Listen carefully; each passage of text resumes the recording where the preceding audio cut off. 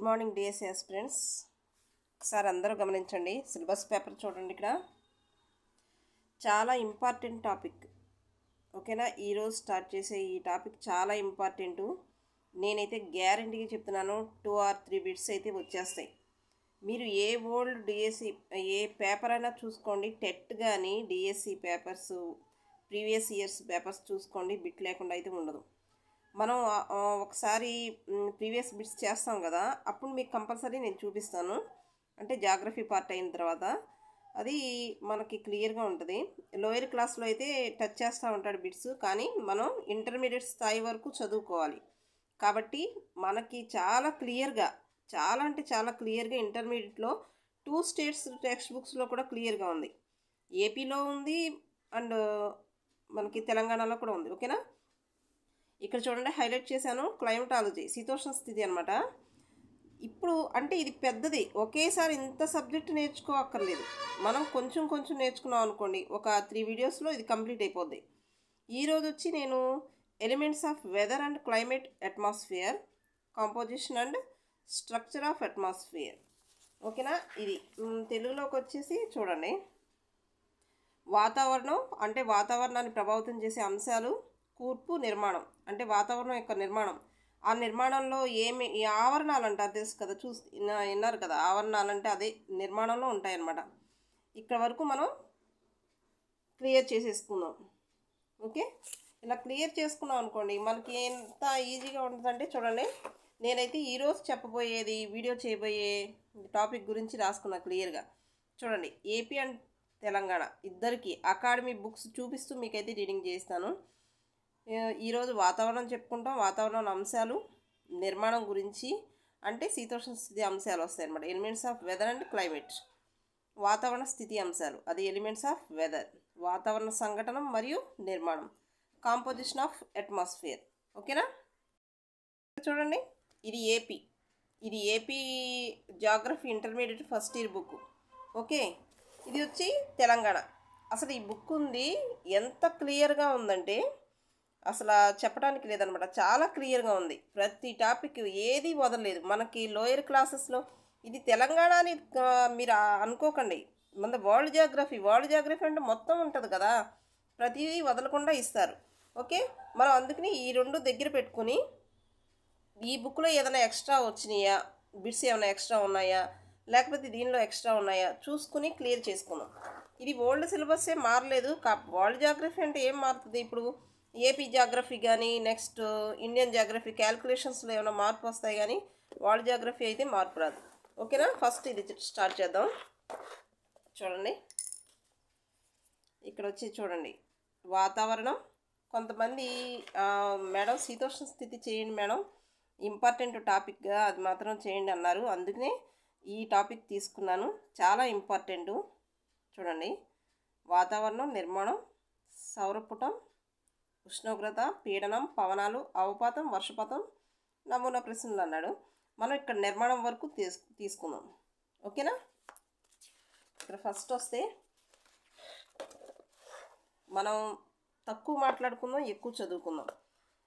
తక్కువ మాట్లాడుకుంటాం అంటే ఏంటి, ఎక్కువగా అంటే వేస్ట్ మాట్లాడుకోకుండా మనం సబ్జెక్ట్ మీద కాన్సన్ట్రేషన్ చేసామనుకోండి, మన ఎనర్జీ అంతా ఇక్కడ సేవ్ అవుతుంది అనమాట. సో చూడండి, టాపిక్లోకి వస్తే అంటే ఫస్ట్ పరిచయం అనమాట. భూమి చుట్టూ గాలిపొర అంటే వాతావరణం ఎన్ని కిలోమీటర్ల వరకు ఉంటుందంటే 1600 కిలోమీటర్ల వరకు ఉంటుంది. నెక్స్ట్, ఈ గాలిపొరనే వాతావరణం అంటారు, అట్మాస్ఫియర్ అంటారు. మీరు ఇదంతా రాసుకోక్కర్లే. ఏం చేస్తారంటే, ఇప్పుడు 1600 కిలోమీటర్లు అని ఒక చిన్న రఫ్గా రాసుకున్నారు అనుకోండి, ఈ 1600 కిలోమీటర్లు అనేది ఎక్కడి నుంచి వచ్చింది, దీని ఇన్ని కిలోమీటర్ల వరకు మన వాతావరణం ఉంది అని అర్థం చేసుకుంటారు అనమాట. నెక్స్ట్, వాతావరణంలో ఇంకా ఆక్సిజన్, నైట్రోజన్ వాయువులు కాకుండా ఇంకా చాలా వాయువులు ఉంటాయి కదా. సూర్యకిరణాలు ఈ వాతావరణం ద్వారా భూమిని చేరుకుంటాయి. ఇక్కడ చూడండి, అండర్లైన్ చేసింది చూడండి. ఉష్ణోగ్రత, పీడనం, వర్షపాతం, ఆకాశ పరిస్థితి, పవనాలు మొదలైన వాటిని వాతావరణ మూలకాలు, ఎలిమెంట్స్ అంటారు. వెదర్ ఎలిమెంట్స్ అంటే ఏంటంటే వాతావరణం ప్రభావితం చేసే కారకాలు ఇవన్నీ: ఉష్ణోగ్రత, పీడనం, వర్షపాతం, ఆకాశం యొక్క పరిస్థితి, పవనాలు. నెక్స్ట్, ఒక ప్రదేశం వాతావరణ మూలకాల స్థితిని ఒకరోజు కానీ లేదా కొన్ని గంటల్లో ఉన్న దాన్ని వాయు స్థితి అంటారు, వెదర్ అంటారు. అంటే ఒకరోజు కానీ కొన్ని గంటల్లో కానీ ఆ ప్రాంతం యొక్క పరిస్థితిని తెలియజేస్తుంది అనమాట. ఏంటది? వాతావరణం యొక్క స్థితి. నెక్స్ట్, వాయు స్థితి అనేది తాత్కాలికమైంది, అస్థిరమైంది. అంటే ఎప్పుడూ ఒకే రకంగా ఉండదు కదా వాతావరణం. నెక్స్ట్, వాతావరణ ప్రయోగశాలలు హైదరాబాద్, విశాఖ నగరాల్లో ఉన్నాయి. దేశ కేంద్ర ప్రధాన వాతావరణ కార్యాలయం పూనాలో ఉంది. చాలా ఇంపార్టెంట్. నేను పెన్సిల్తో టిక్ చేశాను చూడండి. అంటే మన ఇండియా యొక్క ప్రధాన వాతావరణ కార్యాలయం పూనాలో ఉంది. ప్రపంచ వాతావరణ సంస్థ ప్రధాన కార్యాలయం జెనీవా, ఇదొకటి జెనీవాలో ఉంది. ప్రపంచానికి సంబంధించింది అయితే జెనీవా, మన ఇండియాకు వచ్చి పూనాలో ఉంది. వాతావరణ స్థితిని తెలిపే శాస్త్రాన్ని వాతావరణ శాస్త్రం అంటారు. రోజు మారుతున్న వాయు స్థితి అంశాల సంగ్రహమే శీతోష్ణ స్థితి. ప్రతిరోజు మారుతూ ఉంటుంది. అలా మారుతున్న వాయు స్థితి, ఆ సంగ్రహమే శీతోష్ణ స్థితి. వాయువులు అంటే తెలుసుక, వాతావరణంలో ఉన్న వాయువులు, వాటి సంగ్రహం అన్నమాట. ఒక ప్రదేశం ఆ ప్రాంతానికి సంబంధించి కొన్ని సంవత్సరాల పాటు సగటు ఉష్ణోగ్రత మారుతుంది, వాయు పీడనం మారుతుంది, పవనాల దిశ మారుతుంది, వర్షపాతం మారుతూ ఉంటుంది. అంటే ఒక సంవత్సరం ఉన్న వర్షపాతం, ఒక నెలలో ఉన్న వర్షపాతం ఇంకొక సంవత్సరంలో ఉండదన్నమాట. అలా పరిస్థితిని తెలుపుతుంది. ఉదాహరణ, భారతదేశ శీతోష్ణ స్థితి ఋతుపవన శీతోష్ణ స్థితి, మాన్సూన్ క్లైమేట్ కదా. అంటే సుమారు 100 సంవత్సరాల వాతావరణ మూలకాల సగటును తీసుకుని నిర్ణయిస్తారు. ఎక్కువగా ఏ కాలంలో ఈ వాతావరణం వర్షాలు పడుతున్నాయి, ఇలా సగటు అనమాట, సగటును తీసుకుని నిర్ణయిస్తారు. నెక్స్ట్, వాతావరణం అంటే చూడండి ఒకసారి. భూమిని ఆనుకుని భూ ఉపరితలానికి దగ్గరగా దట్టంగా ఉండి పైకి పోయిన కొద్దీ పలచబడుతుంది. దీనికి కారణం భూమికి ఉన్న గురుత్వాకర్షణ శక్తి.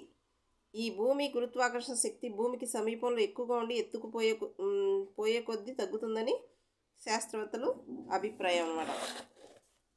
నిర్మాణం, ఇది ఇంపార్టెంట్. చూడండి, ఇవి ఆవరణాలు చెప్పుకున్నాం కదా, ఇది ఒకసారి నోట్ చేసుకోండి. ఈ ఎత్తు ట్రోపావరణం అంటే ఇది 180 కాదు, 18 కిలోమీటర్ల ఎత్తు వరకు ఉంటుంది. అక్కడి నుంచి 50 కిలోమీటర్స్ స్ట్రాటో. మెసో అంటే 50 నుంచి 55. మెసో అంటే గ్రీక్ వర్డ్లో మధ్య అని అర్థం, మధ్యలో ఉంటుంది కాబట్టి మధ్య. ధర్మో ఆవరణం అంటే 85 టు, ఇక్కడ 85, యాక్చువల్గా 85 టు 800. ఎక్సో అంటే 800 కంటే పైన ఎక్సో ఆవరణం అంటారు. దీన్నే విరుద్ధావరణం అని కూడా అంటారు. నెక్స్ట్, ట్రోపావరణం చూడండి. భూమి నుంచి 18 కిలోమీటర్ల ఎత్తు వరకు గల గాలి పొరను ట్రోపావరణం అంటారు. ఓకేనా? అది తెలంగాణ టెక్స్ట్ బుక్లో అయితే 10 కిలోమీటర్స్ అని ఇచ్చారు.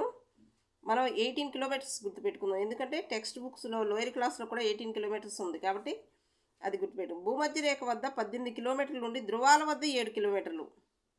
ఓకే, 7 కిలోమీటర్లు ఉంటే అది ట్రోపో ఆవరణం అంటారు. ఇక్కడ ఏంటంటే వాతావరణంలో ఉన్న నీటి ఆవిరి, మేఘాలు, దుమ్ము కణాలు అధికంగా కనిపిస్తాయి. సంవహన క్రియకు ఇక్కడ సంవహన క్రియ అనేది జరుగుతుంది. ట్రోపో ఆవరణం పైభాగపు సరిహద్దుని ట్రోపోపాస్ అంటారు. ట్రోపో ఆవరణం పైభాగపు సరిహద్దుని ఏమంటారంటే ట్రోపోపాస్. ఇక్కడ చూడండి, ఒక చిన్న డయాగ్రామ్ ఇచ్చారు, ఇదిగోండి. 0 to 18 ఇది ట్రోపో ఆవరణం. 18 to 50 స్ట్రాటో. మెసో 85 చూసారా, ఇది ధర్మో. అంటే 800 కంటే పైన ఉంటే ఎక్సో ఆవరణం. ఇది క్లియర్గా ఉంది చూడండి. ఇది మీరు నోట్ చేసుకున్నారనుకోండి, ఇది కనీసం మనకి మైండ్లో ఒక అవగాహన వస్తుంది. ఇది ఎత్తు, ఇది ఉష్ణోగ్రత అన్నమాట. నెక్స్ట్, స్ట్రాటో చాలా ఇంపార్టెంట్ అండి. ఈ స్ట్రాటో ఆవరణంపై బిట్ కంపల్సరీ వస్తుంది. ఎన్నిసార్లు ఇచ్చిందే రిపీటెడ్ బిట్స్ వస్తాయి. చూడండి, 18 నుంచి 50 కిలోమీటర్ల వరకు ఉంటుంది. మీరు ఇక్కడ గుర్తుపెట్టుకోవాల్సింది 18 టు 50 కిలోమీటర్లు. ఇది ఎక్కడ ఉంటుంది అంటే ట్రోపో ఆవరణం పైన ఉంటుంది, స్ట్రాటో ఆవరణం ఉంటుంది. ఓకేనా? నెక్స్ట్, జెట్ విమానాలు ఓజోన్ పొర ఇక్కడ ఈ ఆవరణంలో కేంద్రీకృతమై ఉంటాయి. ఓజోన్ పొరలో అంటే ఏంటంటే సూర్యుని నుంచి వచ్చే అతినీలలోహిత కిరణాలని భూమికి చేరకుండా అడ్డుకునేది ఏంటంటే ఓజోన్.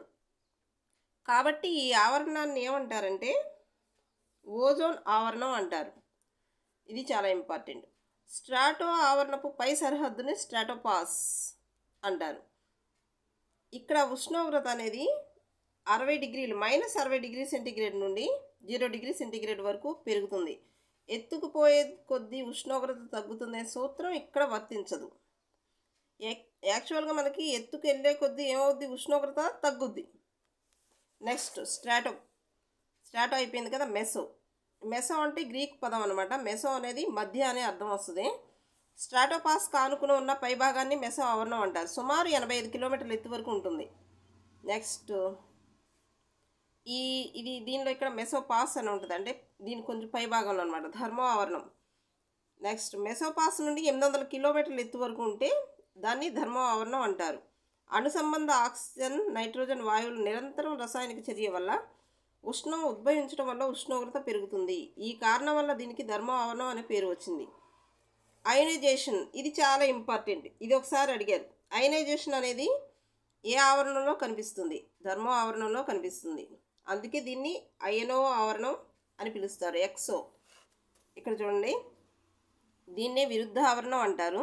అతి తేలికైన వాయువులు, హైడ్రోజన్, హీలియం వాయువులు ఇక్కడ కేంద్రీకృతమై ఉంటాయి. దీనిలోకి వచ్చి ఇది ఇంపార్టెంట్. ఈ సౌరపటం ఐసోలేషన్ అనేది నెక్స్ట్ టాపిక్లో చెప్పుకుందాం. ఈ ఉష్ణోగ్రత కూడా టెంపరేచర్ తర్వాత, పీడనాలు ఇవన్నీ తర్వాత టాపిక్లో. ఇప్పుడు తెలంగాణ స్టేట్ బుక్ అనమాట. చూడండి, చాలా క్లియర్గా ఉంది, మీకే చూస్తే తెలుస్తుంది అనమాట. శీతోష్ణ స్థితి అంటే చదువుకున్నాం కదా. శీతోష్ణ స్థితి అనే పదం గ్రీక్ పదం క్లైమా నుంచి వచ్చింది. క్లైమా అంటే వాలు. ఒక ప్రదేశం యొక్క శీతోష్ణ స్థితి అక్కడ వర్షపాతం, ఉష్ణోగ్రత, ఆర్ద్రత, అనార్ద్ర సరాసరిగా పేర్కోవచ్చు. అంటే ఉష్ణోగ్రత, ఆర్ద్రత, అనార్ద్రత, మేఘాల స్థితి, వర్షపాతం, గాలి వీచే దిశను బట్టి చెప్పవచ్చు.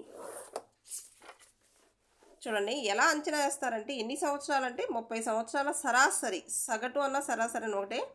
అక్కడ పరిస్థితిని, శీతోష్ణ స్థితి పరిస్థితిని వివరిస్తారు. అంశాలు చూడండి, elements of weather and climate. వాతావరణం, ఉష్ణోగ్రత, పీడనం, గాలి, ఆర్ద్రత, వర్షపాతం మొదలైనవి ఒకదానికొకటి సంబంధం ఉంటాయన్నమాట. కాబట్టి వీటిని వాతావరణ కారకాలు అంటారు. ఒక చిన్న ప్రాంతంలో ఒక రోజులో లేదా 2-3 రోజుల్లో వాతావరణంలో వచ్చే మార్పుల్ని ఆ ప్రదేశం యొక్క వాతావరణ స్థితి అంటారు. ఆ ప్రదేశం యొక్క వాతావరణ స్థితి. శీతోష్ణ స్థితి అంటే ఒక మొత్తం 30 సంవత్సరాల సరాసరి తీసుకుంటారు. దానికి దీనికి చాలా తేడా ఉంది. చూడండి, ఒక పెద్ద ప్రాంతంలో కొన్ని సంవత్సరాల కాలంలో వాతావరణంలో వచ్చే మార్పును ఆ ప్రాంతం యొక్క శీతోష్ణ స్థితి అంటారు. ఒక చిన్న ప్రాంతంలో అయితే 2-3 రోజుల్లో వచ్చే మార్పులనైతే వాతావరణ స్థితి అంటారు. ఒక పెద్ద ప్రాంతంలో కొన్ని సంవత్సరాల కాలంలో వాతావరణంలో వచ్చే మార్పుల్ని శీతోష్ణ స్థితి అంటారు. ఇక్కడ చూడండి, అంటే 30 years సుమారు. తెలంగాణలో శీతోష్ణ స్థితి ఎక్కువ కాలం వేడిగా ఉంటుంది. కాబట్టి భారత శీతోష్ణ స్థితిని ఋతుపవన శీతోష్ణ స్థితి అంటారు. మనం ఆల్రెడీ చదువుకున్నాం కదా. నెక్స్ట్ చూడండి, ఇక్కడ ఇంపార్టెంట్ బిట్ ఉంది. భారతదేశ వాయుస్థితి చార్టు పటం అంటారు. ఇది అంటే ఏం చేస్తారంటే ప్రతిరోజు మార్నింగ్ 8:30 తీస్తారు, సాయంత్రం 5 o'clockకి, అంటే రోజుకి 2 సార్లు ముద్రించి మనకు సమాచారం అందిస్తారన్నమాట. మనం న్యూస్లో చూస్తూ ఉంటాం కదా, మనకు ఒక చార్ట్ లాగా చూపిస్తూ ఉంటారు. భారతదేశంలో ఒక రోజు నమోదైన వాతావరణ స్థితిని గురించి తెలుసుకోవచ్చు. ఇది వీళ్ళకి ఎవరికి ఇంపార్టెంట్ అంటే ఇది చాలా ఉపయోగం. నావికులకి, వ్యవసాయదారులకి, మత్స్యకారులకి, విమానయానానికి ఇంపార్టెంట్. ఎందుకంటే నావికులు అంటే ఎప్పుడు సముద్రాల మీద ఉంటారు కదా. వ్యవసాయదారుల కంటే పంటలు వేస్తారు, వారి పంటలు పండించడానికి అనుకూలంగా సమయం బాగుందా లేదా అంటే, సమయం అంటే ఇప్పుడు వాతావరణం బాగుందా లేదా. మత్స్యకారులు అంటే చేపల వేటకు వెళ్తూ ఉంటారు, అంటే తుఫాను రావడం అవకాశం వచ్చిందా. విమానయానం అంటే విమాన సర్వీసులు మనం ఇప్పుడు ప్రారంభించవచ్చా లేదా. Next elements of weather.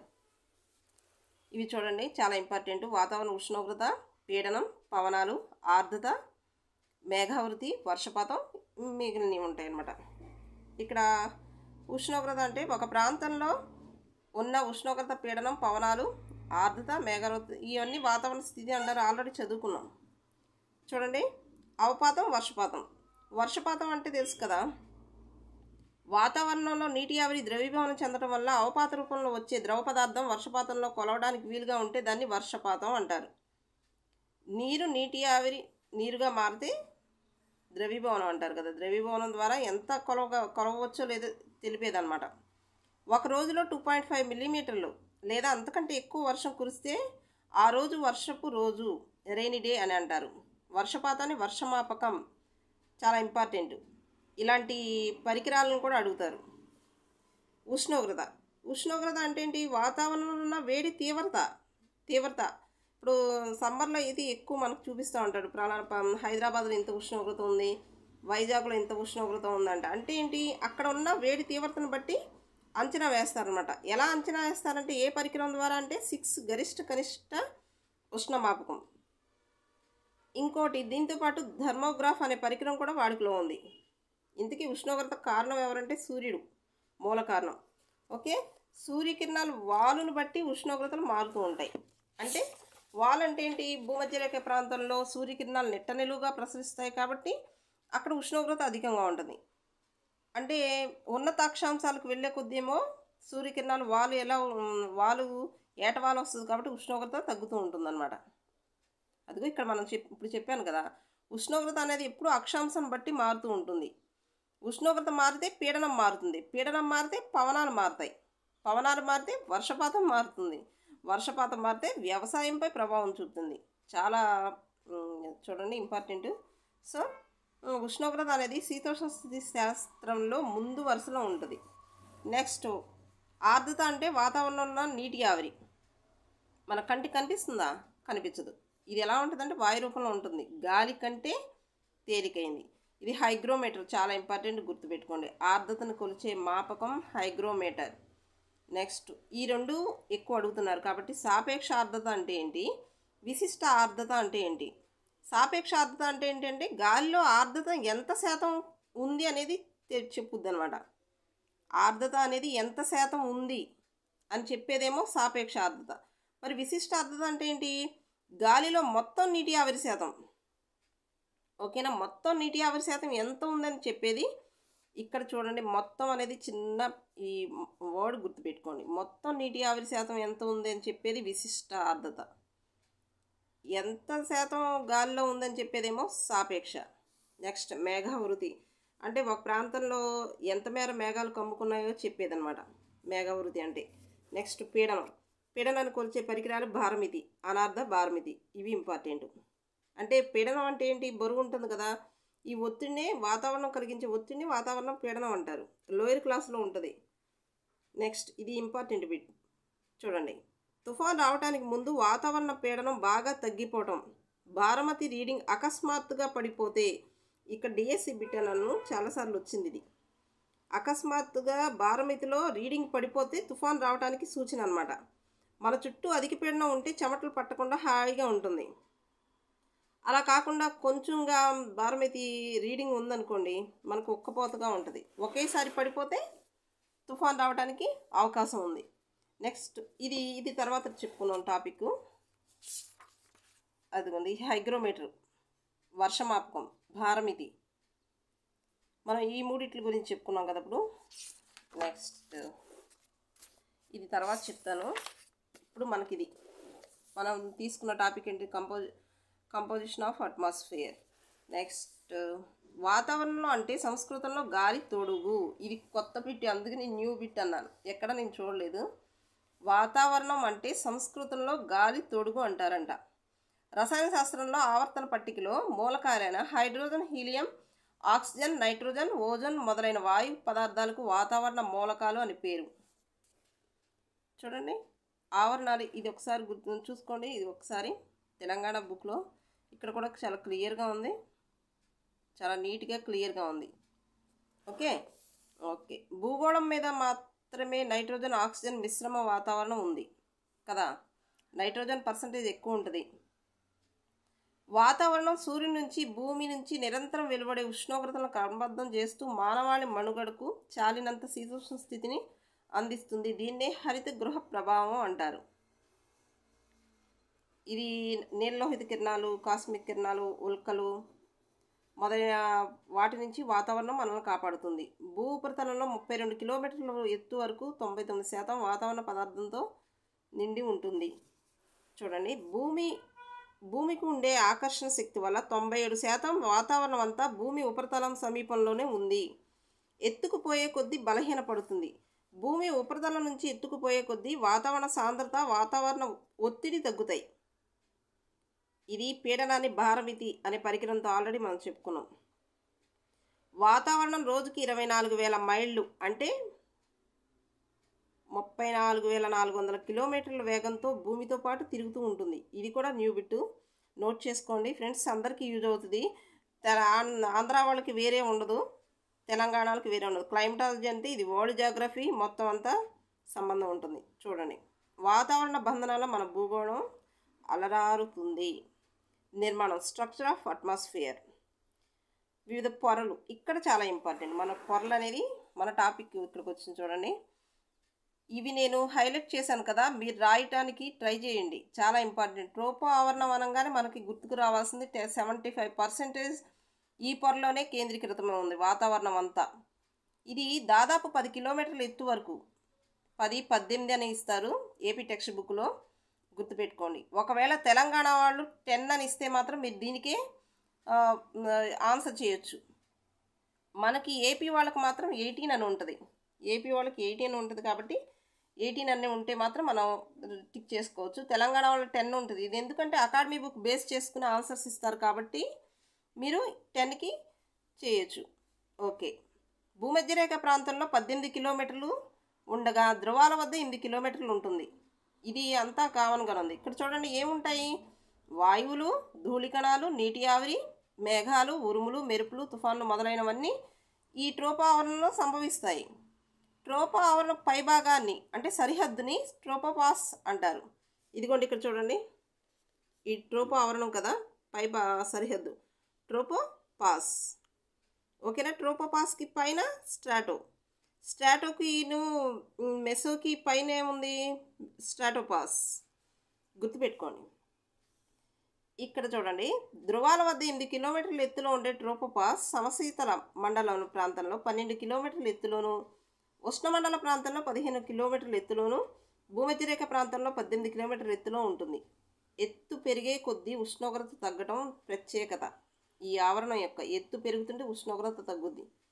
మనం తిరుపతి వెళ్ళామనుకోండి, కొండ మీద ఎలా ఉంటుంది, కొండ కింద ఎలా ఉంటుంది? కొండ మీద మనకి చాలా చల్లగా ఉంటుంది. అంటే ఏంటి?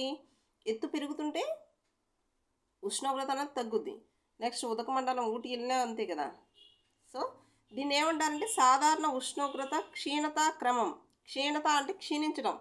ఉష్ణోగ్రత పైకి వెళ్ళే కొద్దీ తగ్గుతూ ఉంటుంది కాబట్టి క్షీణిస్తూ ఉంటుంది కాబట్టి సాధారణ క్షీణత క్రమం అంటారు. ట్రోపో ఆవరణలో సంవహన క్రియ అనేది జరుగుతుంది. చాలా ఇంపార్టెంట్. అసలు సంవహన క్రియ అంటే ఏంటి? భూమిని ఆనుకుని ఉన్న గాలి వేడెక్కి సంకోచించి తేలికై పైకి పోయి చల్లబడుతుంది. ఇంతలో రెండవ పొర మళ్ళీ భూమిని ఆనుకుని వేడెక్కి వ్యాకోచించి తేలికై పైకి పోయి చల్లబడుతుంది. ఈ ప్రక్రియనే సంవహన క్రియ అంటారు. ఇక్కడ కాస్త థిక్గా ఉంది, చూడండి ఒకసారి. ఇది కూడా చాలా క్లియర్గా ఉంది. Troposphere, tropopause, stratosphere, stratopause, mesosphere, mesopause, thermosphere and exosphere. Okay, ఒక్కసారి నేను హైలైట్ చేస్తాను చూడండి. నెక్స్ట్ ఇంకా మనకి ట్రోపోపాస్ ఇక్కడ -80°C ఉండగా ధ్రువాల వద్ద -45°C ఉంటుంది. స్ట్రాటోస్పియర్ చూడండి, ఇది రెండవ పొర. ఓకే, తెలిసింది. ఇంచుమించు 50 కిలోమీటర్స్ ఎత్తు వరకు ఉంటుంది. భూమధ్యరేఖ వద్ద 62 కిలోమీటర్లు, ధ్రువాల వద్ద 72 కిలోమీటర్ల మందంతో ఉంటుంది. ఇది ఇంపార్టెంట్. ఓజోన్ పొర, నెక్స్ట్ ఓజోన్ ఆవరణం అంటారు. సిర్రస్ మేఘాలు, జెట్ విమానాలు అని కనిపిస్తే మాత్రం మీరు కళ్ళు మూసుకుని స్ట్రాటో ఆవరణం అని పెట్టేయచ్చు. ఇక్కడ సంవహన క్రియ ఉండదు, జరగదు. ఓకేనా? ఈ మూడు ఇంపార్టెంట్. ఓజోన్ ఆవరణం అంటారు, సిర్రస్ మేఘాలు అక్కడక్కడ కనిపిస్తాయి, జెట్ విమానాలు ఈ ఆవరణలోనే ఎగురుతాయి. ఇక్కడ ఇచ్చారు చూడండి, ఇదిగోండి ఇక్కడ. నెక్స్ట్ మిసో ఆవరణం. మిసో ఆవరణం అంటే ఏంటి? స్ట్రాటో ఆవరణం సరిహద్దుగా స్ట్రాటోపాస్ ఆనుకుని ఉంటుంది. 85 కిలోమీటర్ల ఎత్తు వరకు వ్యాపించి ఉన్న ఈ ఆవరణాన్ని మిసో ఆవరణం అంటారు. ఆ మిసో ఆవరణం పైభాగం సరిహద్దును మెసోపాస్ అంటారు. ఇక్కడ కూడా ఉష్ణోగ్రత క్షీణత క్రమంలో ఉంటుంది. అంటే ఏంటి, పైకి వెళ్ళే కొద్ది ఉష్ణోగ్రత తగ్గుతూ ఉంటుంది, వాతావరణం చల్లగా ఉంటుంది. ఉల్కలు ఇక్కడ భూమి మీద పడతాయి కాబట్టి ఇది ఇక్కడ నేను హైలైట్ చేశాను చూడండి. అంటే ఉల్కలు బద్దలై ముక్కలు ముక్కలుగా అవుతాయి. ఈ ఆవరణాన్ని రసాయనీకరణం అని కూడా పిలుస్తారు. మిసో ఆవరణలో పీడనం తక్కువ. నెక్స్ట్ ధర్మో ఆవరణం. ఇక్కడ చూడండి 800 కిలోమీటర్ల ఎత్తు వరకు వ్యాపించి ఉంది ధర్మోపాస్. దీనిపైన ఇక్కడ హైడ్రోజన్ హీలియం వాయువులు అతి నీలలోహిత కిరణాలను ఒక మోస్తరుగా గ్రహిస్తాయని తెలుస్తుంది. 80 నుంచి 300 కిలోమీటర్ల ఎత్తులో అయనైజేషన్ అనేది జరగటం వల్ల దీనికి ఐనో ఆవరణం అని వస్తుంది. రేడియో తరంగాలు. మీరు ధర్మో ఆవరణం అనగానే ఐసో కాదు, ఐనోస్పియర్ అనగానే రేడియో తరంగాలు గుర్తుపెట్టుకోండి. Next exo. దీన్ని విరుద్ధ ఆవరణం అంటారు. చివరున్న బాహ్యపు పొర. ఆకాశంలో ధర్మోపాస్ దాటిన తర్వాత సుమారు 1000 కిలోమీటర్ల ఎత్తు వరకు వ్యాపించి ఉన్న దీన్నే ఎక్సో ఆవరణం అంటారు. ఇక్కడ ఏంటంటే తేలికైన వాయువులు హైడ్రోజన్ హీలియంలు ఈ ఆవరణంలో కేంద్రీకృతమై ఉంటాయి. నెక్స్ట్ ఇది కూడా చూడండి, కంపోజిషన్ ఆఫ్ అట్మాస్ఫియర్. ఇది చాలా ఇంపార్టెంట్ ఫ్రెండ్స్. చూడండి, నైట్రోజన్ 78% ఉంటుంది. ఆక్సిజన్ 21 ఇచ్చిన కరెక్టే, 20.95 అంటే 21కి దగ్గరగా ఉంది కాబట్టి. ఆర్గాన్ 0.93, కార్బన్ డైఆక్సైడ్ 0.03 ఉన్నా కరెక్టే, ఇంకా పైన ఎక్స్ట్రా ఇచ్చారు. ఓకే. హీలియం, క్రిప్టో, నియాన్ ఇవి అడగట్లేదు కానీ ఎక్కువ కార్బన్ డైఆక్సైడ్ అడిగాడు. ఆర్గాన్ కాదు, నైట్రోజన్ అడిగినట్టున్నారు. ఆక్సిజన్ తెలిసిందే కదా 21. ఇక్కడ చూడండి కార్బన్ డైఆక్సైడ్ ఇక్కడ 0.038 అని ఇచ్చారు. మనకి ఇక్కడే చూడండి ఇక్కడ 36 అని ఇచ్చారు కాబట్టి 0.03 ఉన్నా కరెక్టే అవుతుంది. నెక్స్ట్ ఓకే, ఇవి ఇక్కడ వరకు నేనైతే కంప్లీట్గా మీకు చెప్పాను. మనకి నెక్స్ట్ టాపిక్స్ ఉన్నాయి కదా, అంటే ఉష్ణోగ్రత, అవి నెక్స్ట్ వీడియోలో చేస్తాను కంపల్సరీ. ఇంపార్టెంట్ టాపిక్, మీరు మాత్రం మర్చిపోవద్దు చదవటం. Important main topics. లైక్ చేయండి. లైక్ చేస్తే మీకు వచ్చేది ఏముంటుంది, నాకైతే కొంచెం సాటిస్ఫై అవుతాను కాబట్టి లైక్ చేయండి. షేర్ చేయండి ఫ్రెండ్స్ అందరికీ షేర్ చేయండి. సబ్స్క్రైబ్ చేసుకోండి. Thank you.